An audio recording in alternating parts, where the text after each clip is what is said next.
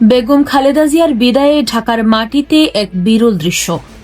ভারতের পররাষ্ট্রমন্ত্রী এস জয়শঙ্কর কি তবে সব সমীকরণ বদলে দিয়ে সরাসরি হাত মেলালেন তারেক রহমানের সাথে, নাকি 17 বছর পর দেশে ফেরা বিএনপি নেতার হাতে 3 প্রতিবেশী দেশের সুখবার্তা তুলে দেওয়ার আড়ালে দক্ষিণ এশিয়ার রাজনীতিতে নতুন কোনো বার্তা লুকিয়ে আছে?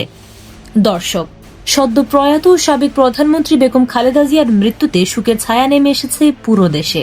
তবে এই শোকের আবহেই ঘটে গেল এক নজিরবিহীন কূটনৈতিক ঘটনা। দীর্ঘ 17 বছর পর গত 25 ডিসেম্বর লন্ডন থেকে দেশে ফেরা বিএনপির ভারপ্রাপ্ত চেয়ারম্যান তারেক রহমানের গুলশানের রাজনৈতিক কার্যালয় এখন যেন আন্তর্জাতিক কূটনীতির কেন্দ্রবিন্দু। সবচেয়ে বড় চমক ছিল ভারতের পররাষ্ট্রমন্ত্রী এস জয়শঙ্করের উপস্থিতি।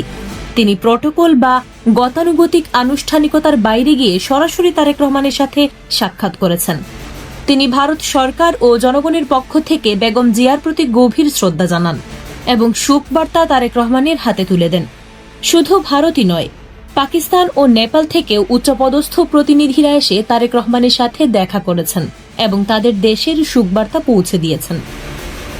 রাজনৈতিক বিশ্লেষকরা বলছেন, তারেক রহমান দেশে ফিরে বাবার সমাধিতে শ্রদ্ধা জানানোর পরপরই এই যে প্রতিবেশী দেশগুলোর প্রতিনিধিরা, বিশেষ করে ভারতের পররাষ্ট্রমন্ত্রী তার সাথে বৈঠক করলেন, এটা আগামী দিনের রাজনীতির জন্য অত্যন্ত গুরুত্বপূর্ণ।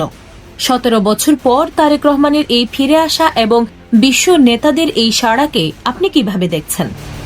শোকের আড়ালে কি তবে নতুন কোনো ভূ রাজনৈতিক সম্পর্কের সূচনা হচ্ছে? কমেন্ট করে আপনার মতামত জানান। আর এমন সব এক্সক্লুসিভ রাজনৈতিক বিশ্লেষণের জন্য আমাদের সাথেই থাকুন।